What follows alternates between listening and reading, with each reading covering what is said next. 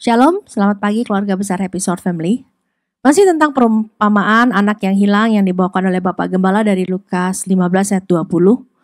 Kalau beberapa waktu yang lalu saya sudah membicarakan tentang My Father's Eyes atau mata Bapa, maka judul renungan hari ini adalah My Father's Heart atau hati Bapa. Bagaimana hati seorang bapa bisa kita lihat dari bagaimana bapa menyambut anak bungsunya yang hilang itu. Dikatakan bahwa ketika si bungsu ini masih jauh, ayahnya telah melihatnya, lalu tergeraklah hatinya oleh belas kasihan. Ini berarti entah sudah berapa lama dari sejak si bungsu itu berangkat meninggalkan rumahnya dan ayahnya, sang ayah selalu menunggu-nunggu kepulangannya. Memang tidak diceritakan berapa lama si bungsu sudah meninggalkan rumahnya, tapi pastinya bukan waktu yang sebentar. Ini berarti setiap hari dari sejak si bungsu pergi, sang ayah selalu berdiri di posisi yang sama, di tempat dia bisa melihat anaknya dari kejauhan. Dan apa yang terjadi setelah ia melihat anaknya itu dari kejauhan? Firman Tuhan mengatakan lalu tergeraklah hatinya oleh belas kasihan. Ini berarti dari jauh sang ayah sudah melihat keadaan anaknya yang bungsu. Yang saat kembali pulang itu keadaannya jauh berbeda dari saat dia berangkat. Saat dia kembali pulang, dia ada dalam keadaan kurus, kelaparan, tidak terurus, compang-camping, pokoknya sangat menyedihkan. Berbeda dengan saat si bungsu berangkat meninggalkan rumahnya dengan gagah, dengan pakaian yang bagus dan uang yang banyak.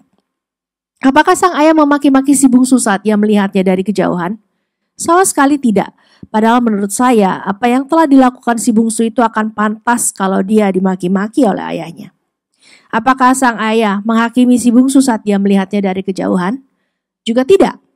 Malah ayahnya itu berlari mendapatkan dia, lalu merangkul dan mencium dia. Saudara yang terkasih dalam Tuhan Yesus, keluarga besar Happy Short Family, bukankah ayah dalam perumpamaan anak yang hilang itu juga menggambarkan hati Bapa kita yang di surga? Sejak Adam dan Hawa jatuh ke dalam dosa, kita semua sudah tergadai di bawah kutuk dosa. Tidak ada yang dapat menyelamatkan kita. Kita semua harus mati karena dosa kita sendiri, dosa yang sudah kita bawa dari sejak kita dilahirkan, yaitu dosa keturunan Adam dan Hawa. Tapi karena kasih-Nya yang begitu besar, Bapa mengutus putranya yang tunggal, Tuhan Yesus Kristus, untuk menjadi korban agung, di mana darahnya dapat menghapuskan segala dosa kita dan kesalahan kita, memperbaiki kembali hubungan kita yang rusak dengan Bapa di surga, dan membawa kita kembali dan memberikan kita status sebagai anak. Bukankah itu juga yang dirasakan si bungsu?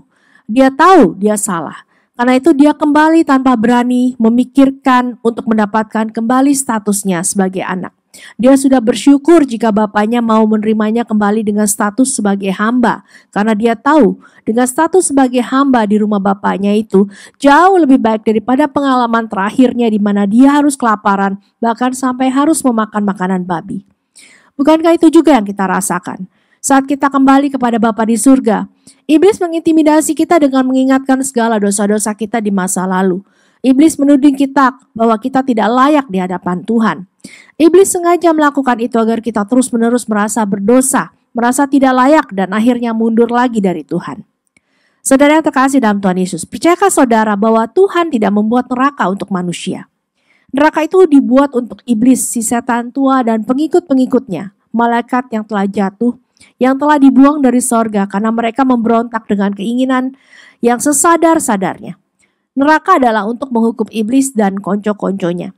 Tapi iblis tidak suka dengan manusia yang diciptakan Tuhan. Karena itulah dia memperdaya Hawa di Taman Eden. Dosa memang harus dihukum. Adam dan Hawa memang diusir dari Taman Eden karena ketidaktaatan mereka. Tapi tidak selamanya mereka dibuang. Allah telah menciptakan sebuah skenario keselamatan yang paling indah, di mana pada akhirnya lahirlah Yesus, Allah yang menjelma menjadi manusia, juru selamat kita. Paulus mengatakan pada orang-orang di Athena dalam Kisah Para Rasul 17 ayat 23b sampai dengan 27, apa yang kamu sembah tanpa mengenalnya, itulah yang kuberitakan kepada kamu.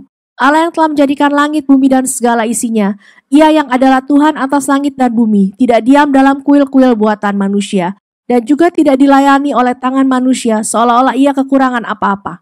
Karena dialah yang memberikan hidup dan nafas dan segala sesuatu kepada semua orang.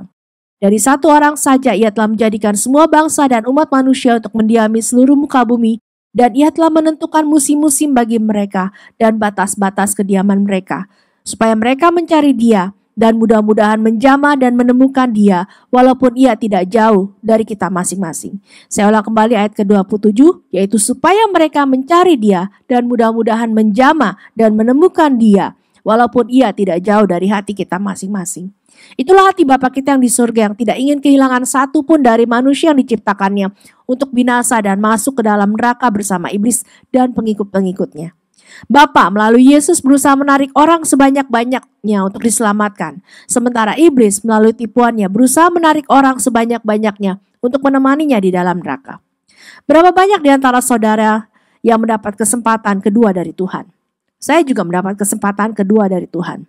Kalau saudara dan saya mengerti betapa lebar, tinggi, dan dalamnya kasih Bapa kepada kita, kita tidak akan pernah berani main-main lagi dengan hidup kita. Kita tidak akan pernah berani main-main lagi dengan pelayanan kita. Kita tidak akan pernah berani sombong dengan kepintaran kita. Sesungguhnya manusia itu rapuh, sangat rapuh. Bisakah saudara bayangkan apa yang terjadi kalau salah satu dari jutaan sel kita ada yang error? Otak orang tersebut bisa tidak berfungsi dengan normal. Satu saja dari sekian juta sel yang ada di dalam otak kita. Atau salah satu pembuluh darah kita tidak berfungsi, serangan jantung, stroke, dan lain-lain. Karena itulah pemazmur berani mengatakan, adapun manusia hari-harinya seperti rumput, seperti bunga di padang, demikianlah ia berbunga. Apabila angin melintasinya, maka tidak ada lagi ia, dan tempatnya tidak mengenalnya lagi. Mari kita berdoa. Tuhan, kami mengucap syukur untuk firman-Mu yang mengingatkan kami betapa rapuhnya kami manusia ini hidup. Kami sangat membutuhkan kasih yang daripada-Mu Bapa, dan kami mengucap syukur Tuhan. Melalui Yesus anak-Mu yang tunggal kami boleh mendapat keselamatan. Kami yang harusnya mati karena dosa kami boleh menjadi anak-Mu. Kami boleh dilayakan, kami boleh menerima karunia yang luar biasa daripada-Mu. Kami sungguh mengucap syukur, terima kasih Tuhan.